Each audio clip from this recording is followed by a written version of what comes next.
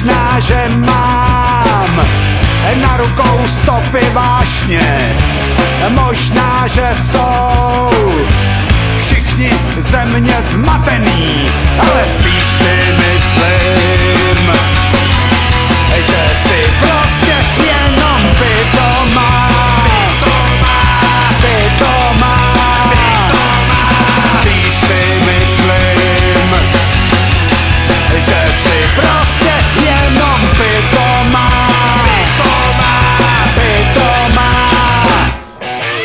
Možná, že mi občas oči nízko sjíždějí, možná, že jsem potenciální sebevrah, možná, že mám už moc málo nadějí, ale spíš si myslím,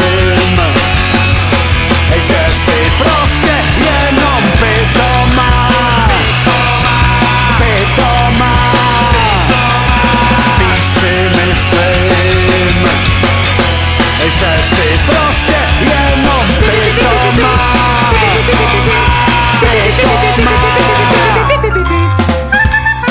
Dobrý den, vítám vás opět při ranní rozcvičce.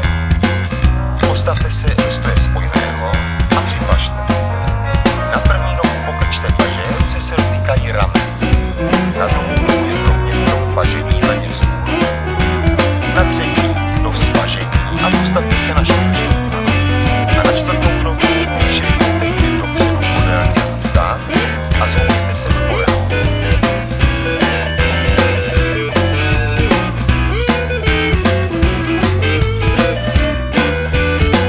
Vždyť prevence a náprava páteře, tak jako při dnešním cvičení, je účinným terapeutickým prostředkem a preventivně je na ní pamatováno i v programu úcviku.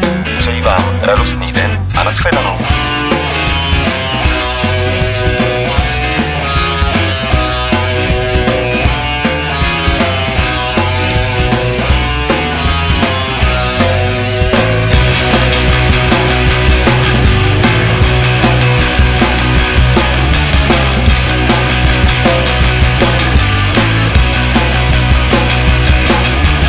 Možná, že mám alkoholický zatmění, možná, že mám panickou hrůzu z práce, možná, že se tohle všechno časem promění, ale spíš si myslím, že si